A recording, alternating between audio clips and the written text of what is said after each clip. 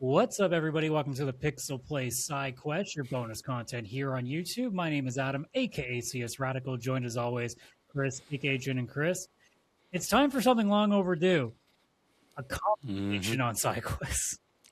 None of this game bullshit, none of this tier list, none of this visual stuff. No. Photoshop is getting no work on this show. We just talking. Yeah, it's been a while. It has been a while since we've done this. Now, this was planned ahead of time before Kaylan ended up not being able to make the main show, because I'm like, okay, we got a lot of shit to talk about. I mean, this still was going to happen regardless of whether Kaylan was at the main recording or not, because of just the sheer amount of bullshit that I had to scream about, as you all heard if you saw the episode earlier this week. But it's a JRPG topic that we have here, and of course, as we know, Kaylan just the most interested in anything JRPG related. I love how even when the topic came up, I'm like, Adam, should we do this? Like, won't Kaylan feel like he's missing out? We all know. Yeah, It's like you guys basically talking about Ubisoft games and going, all right, so I'm just going to take off for a minute. It's true. You come back, we're still going. Yeah. But just like Ubisoft games. IGN put out an article yesterday as we're recording this, so we record Tuesdays, so this came out Monday. When they were talking with a couple of the folks from the dev team for Final Fantasy Resonance, which we mentioned was a shocker to us because we're like, a turn-based Final Fantasy game in this economy? In the year of our Lord 2026? Now we'll take away the Brave Exvia stuff. Take that all away. It's just Final Fantasy and turn-based in the same sentence. It's weird. It is weird. It actually freaks me out a little bit, but I mean, I'm here for it. Maybe? No, definitely. I mean, we'll try it. Like, even though I say that I have like no interest in it because of the Brave Exvius ties, I'll still take a look at it if it sounds like it's good. Oh yeah. Because I kind of like turn-based Final Fantasy games, and I'd be a real hypocrite if I said I would not play this game ever. That would be actually very hypocritical because we've been complaining about this. This show, whether the podcast, whether Sidequests, whether Cartridge and Quarters back in the old days, I said, where the fuck is a Final Fantasy turn-based game? It'd be really weird if they did it, and I went, but not that one. Oh yeah, absolutely. I mean, I'm holding out hopes for it specifically just because I'm so desperate for a turn-based Final Fantasy. I may think it's a 10 out of 10 when really it's a 6. I have no idea. I mean, I still think it's weird with the whole, here's the spectral bits of Cloud and Zidane and everybody else behind them. Like, it's weird. Yeah. Like, it still feels like it's a mobile game looking at that, but... Oh, for sure. If it ends up being good, I'll accept a lot of bullshit. Like, it's fine. Oh, 100%. 100%. It's kind of like what even Fire Emblem has done a little bit recently, especially with Engage, where it's like, oh, here's all the characters from the previous game. You can summon them. And it's like, you guys are feeding off nostalgia right now. Did I love it? Yes. But was it is it necessary? purely based Honestly, probably not, but it probably was No, needed not even close. Maybe it was just to get people to stop making fun of the Pepsi haircut. Yeah. Pepsi boy, Pepsi girl, whichever one you chose. It was aggressive. Look, Pepsi Man finally had kids. In the Fire Emblem world.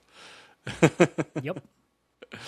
But anyways, like I said, IGN put out an article, and the main crux of it was that the devs mentioned that, turn-based RPGs are resurging. And there's a few directions to go in this. I'll start with the charitable one and say, yeah, a turn-based RPG did win Game of the Year last year. You're right, it is resurging a little bit. Yeah. And then I'm waiting for the pin to drop here. Waiting so as charitable as I can be, honestly. Yeah, like I don't think there's necessarily a resurgence when it's just one game that hit mainstream popularity. Obviously, Atlas and Metaphor was basically like a runner-up, though. We forget that from the year prior.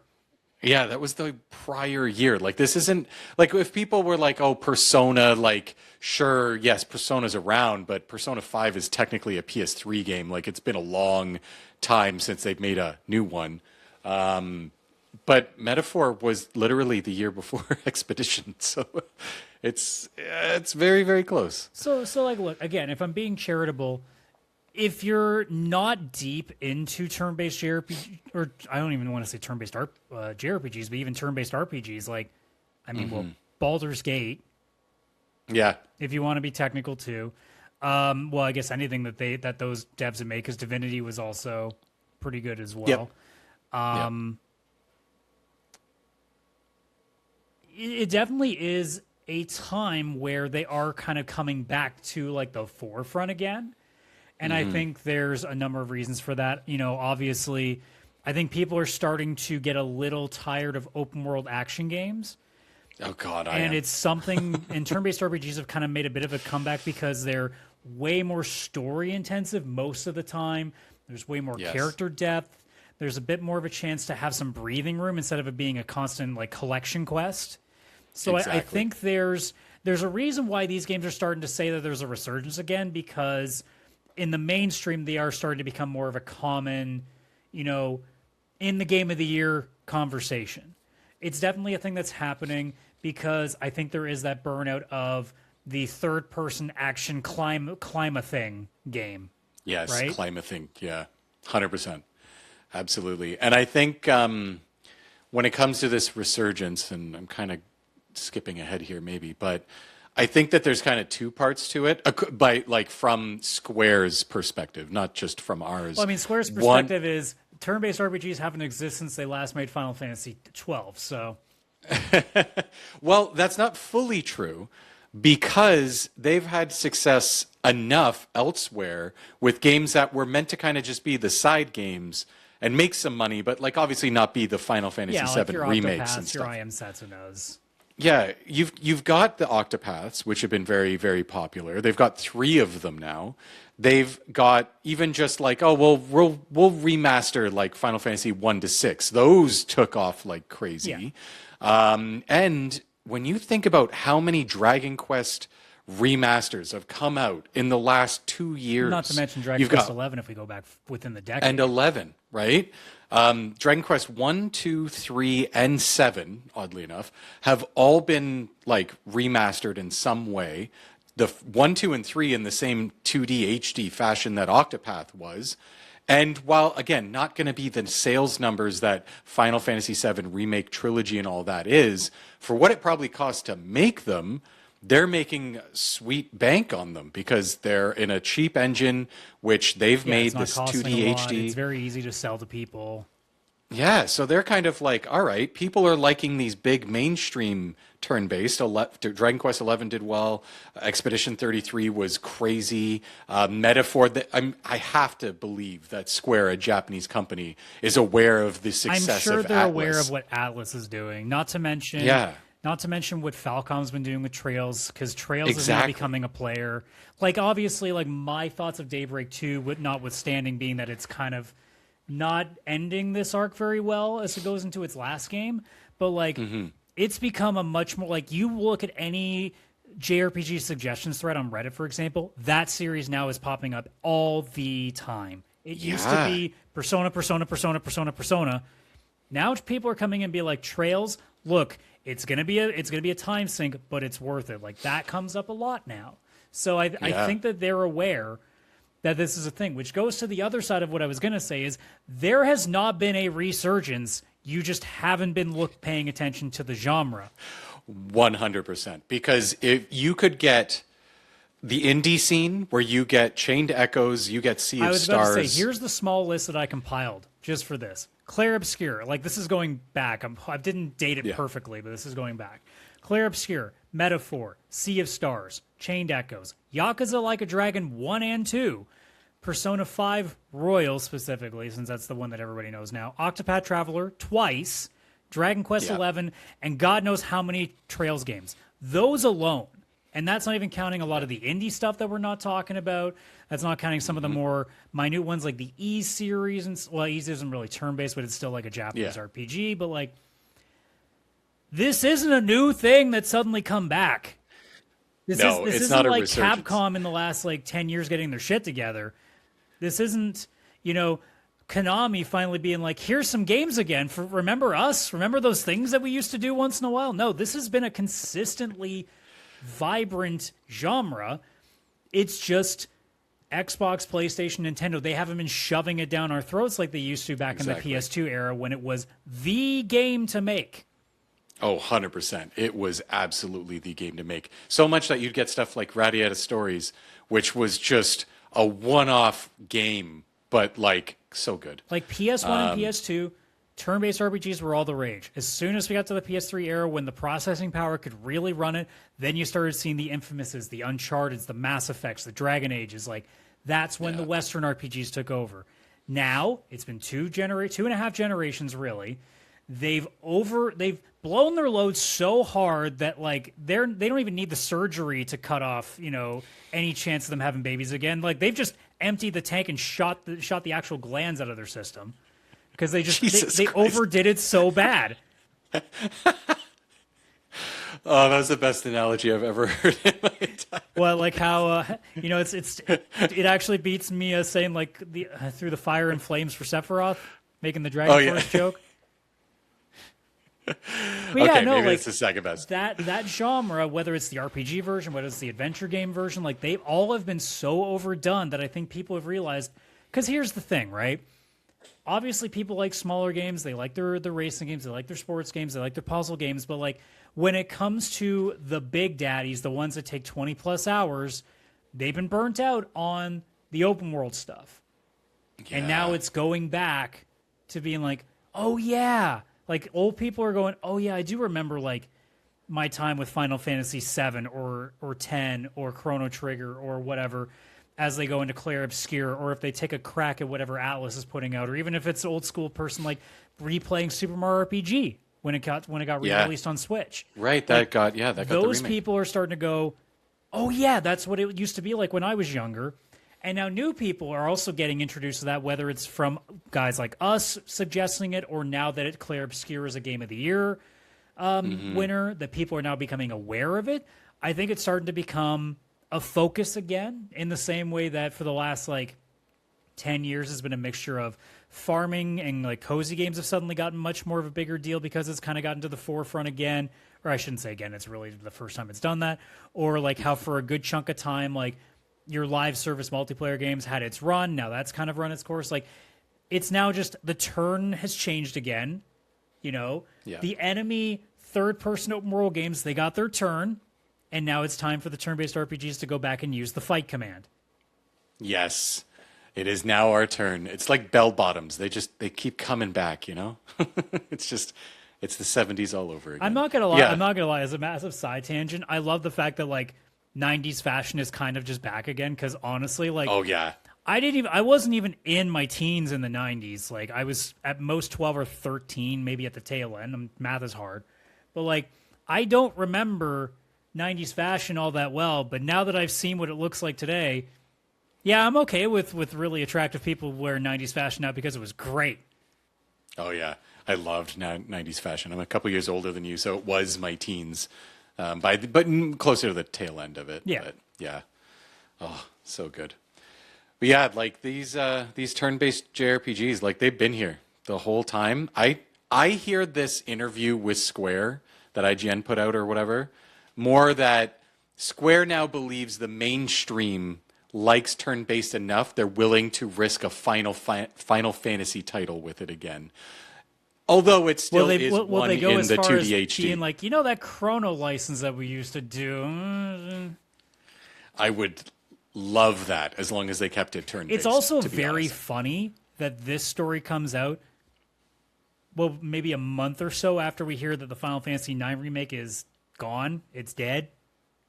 Yeah, because they could have made that pure just turn-based. Unlike 7, which is 7 remake is obviously a lot more action-heavy. It has like the commands where you can slow down time, use magic and stuff like that, but the attacking, it isn't waiting for the fight. I still think there is an opening, whether it's with 8 or 9, or if you want to even go as far as like trying to remake it.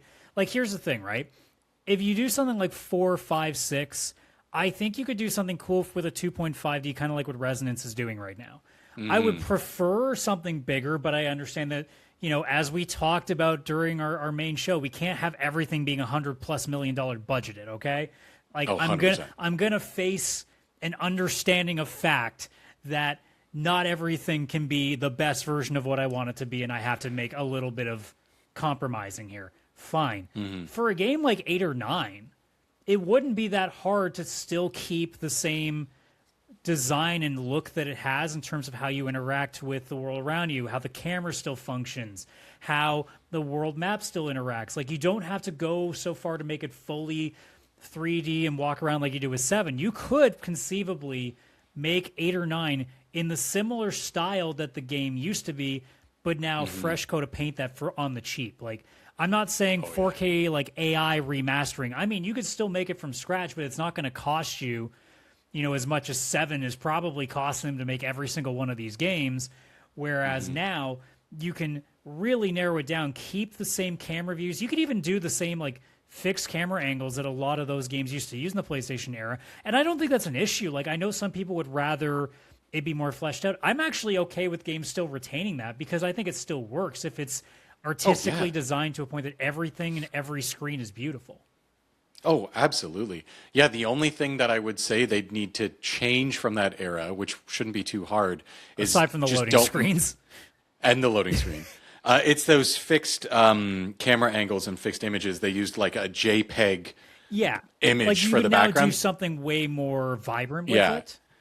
Yeah, just actually use textures so that if the resolution in the game changes, because that was the real issues with those games later on when they came to PC or people got to play them, you can upscale the character models and the buildings around you, but that, 120p JPEG image that they used for the whole background. Early days YouTube quality resolution that you got going on in the background there. Yeah, it didn't hold up. Like, you can't upscale it. It's a JPEG. Like, it's just So besides that, though, I completely agree with you. I think they could take 8 or 9, leave those fixed camera angles, and have the towns be that slightly smaller. They still felt alive, because they were able to fill those small spaces with so many characters, NPCs and stuff like that, versus trying to make this giant open world where you're going through a town. It's like, oh my God, this town is like lifelike in its size. We don't need it to be that in size. Fill it with actual people and things going on in a much smaller space, right? So I think they could completely do it. Like, we always keep talking about the next numbered game should be turn-based. I can accept that if the numerical Final Fantasy series is no longer going to ever be turn-based. But if we can have side games like what Resonance is, but if we can make it from scratch, like, I would love to see what a brand new Final Fantasy story would look like with a, let's say, $20 million budget. Like a decent budget still, but like, that's nothing compared to what Square is used to throwing into something.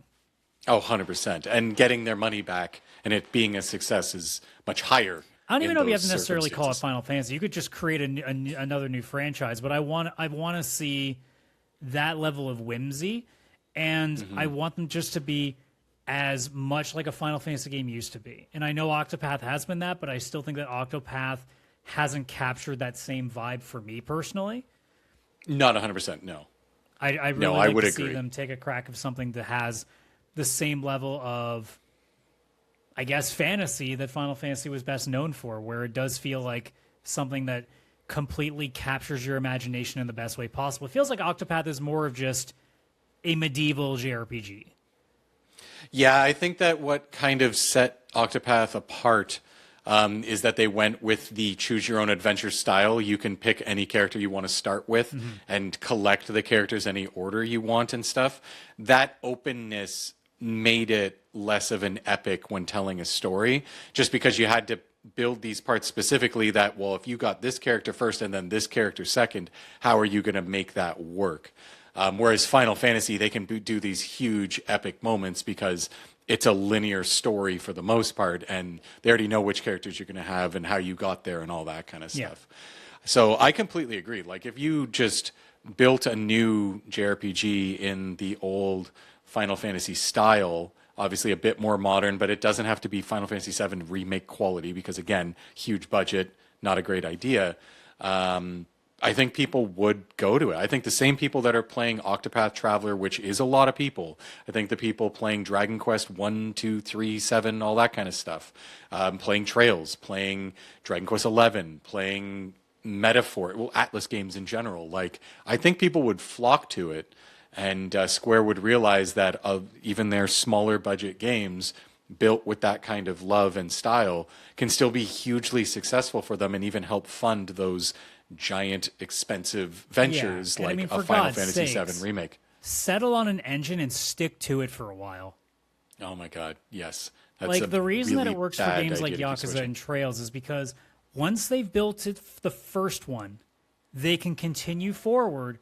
It greatly reduces the cost, and it's way easier to pump the next one out. Like, it's shocking to me how quickly Trails keeps pumping games out. Mm-hmm. Like, we're getting the second Sky remake this year, and Daybreak came out earlier this year. That's insane. That's 2 games that are 40-plus hours in a year. Yeah. That shouldn't be possible. No, but you're completely correct. It is the game engine, because think about how many 2D HD games Square has put out. They've got The Adventures of Elliot, which is like a Link to the Past kind of more action type of game. They've got Octopath Traveler, 3 of them now. They've done Triangle Strategy, where they redid basically like a Final Fantasy Tactics type game. They've done remasters of Dragon Quest 1, 2, and 3, all in this one engine. When you think of Octopath Traveler, like, that was only, I don't know, 8 years ago or something. And there's basically like 8 or so games that have come out in this engine, and they're coming faster and faster and faster. Yeah, like whether it's this 2.5 HD like engine that they're running right now, or if they maybe make another one that I think the Trails games have really set like what the good middle ground is.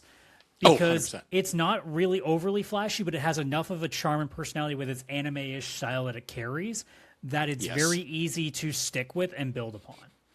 And they have made some adjustments over time, like Cold Steel 1 and 2 are not the same as 3 and 4. They finally did a few upgrades then.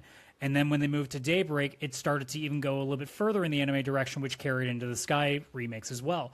So like they're slowly, slightly upgrading it, but they're not so massively different that it's not costing them a bunch to do that. It's just tweaking a couple of things to make it a little bit better. And it's still like, I always joke that it's at least a whole generation graphically behind. And I think that's a good spot to be, because if it's way lowering your costs and you're still pumping out content that's really good story-wise and is worth the money that they're charging for it, you're in a great spot. You know, obviously you can have your 7 remakes where you put everything you have into that and they end up being the big epic that you put out. I think that works. It's just you got to have something to back it up. And they've done really good with that so far, and I hope that that's something they can continue on with.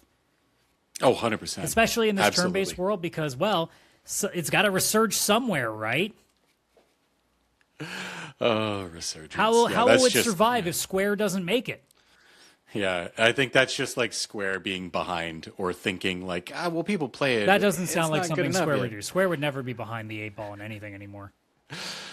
Yeah, no, I think we both know that. I think that they are. They definitely are. No, there's not like a ton of footage in our YouTube channel's archives that might say anything about this. Yeah, I think our shtick was hating on Square, and I guess we hate them a little less right now. Look at that. This might be the full circle episode. For now, this could go. We weren't hating on sideways. Xbox for at least like a few weeks, a few days. Yeah, that's everything I got. You got any last thoughts on that, or are we good?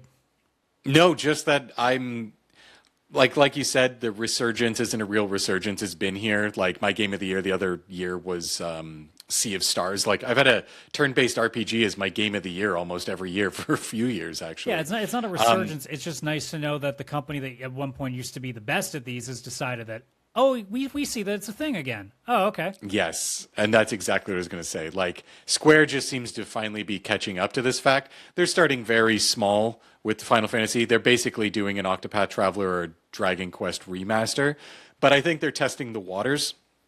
And if it is successful, like Octopath Traveler, like their Dragon Quest remasters at this level, that's when they'll kind of pick it up. Because if you look at the Dragon Quest VII remaster, it is not the 2D HD. No. They created a whole new, like, old-looking game, but in a beautiful new 3D texture. I said about textures. Trails, I think that's actually a good base to build upon as well. Yes. If you don't want to just do the same pixel sprite stuff. Yeah. Absolutely. So, yeah, I think they're testing the waters, and I'm excited to see where this goes now, because when Triangle Strategy came out and that was a test, I was like, this means that they are going to at some point give us back Final Fantasy Tactics. And then they did with a remaster, which I feel is an even more of a test, where if it sold well, then they'll make a new one. So, I don't know. This is Square just maybe catching back up and realizing what fans really want. Could be wrong. You and I could be punching a wall or shoving our faces into them or something like that. But well, don't you worry. It'll all be fine when that Xenogears remake finally comes in. There's no way that's going to happen just because of all the developers left, and then they made other games, and now those same developers or whatever make the Nintendo ones. Xenoblade. You're right. Maybe Vagrant Story though. I'm just slowly just jabbing more and more knives into Chris as we go here. Yeah, god damn it. Well, either way, I'm going to remain hopeful. Well, that sounds like a plan. Well, that's going to do it for us, guys. So let us know what you guys think. Where are you feeling? Do you think there's a resurgence here? Do you think it's just, Square 15 years late to the party? And obviously, like, hey, what's your JRPG of choice these days? What are you looking forward to? What are you playing? So let us know about all that stuff in the comments below. But anyways, you guys know the drill. Like and subscribe. I almost said like. Nah, whatever. I know. Outros are hard, man. I'm always good at just introing things. Outro is so difficult to me because I want to talk It's always the more. hardest to say goodbye. It's always the hardest I don't like saying goodbye to people. Aw, sensitive Adam. Yeah. But anyways, that's going to do it for us, guys, and we'll see you on the next one. So take care, and bye-bye for now.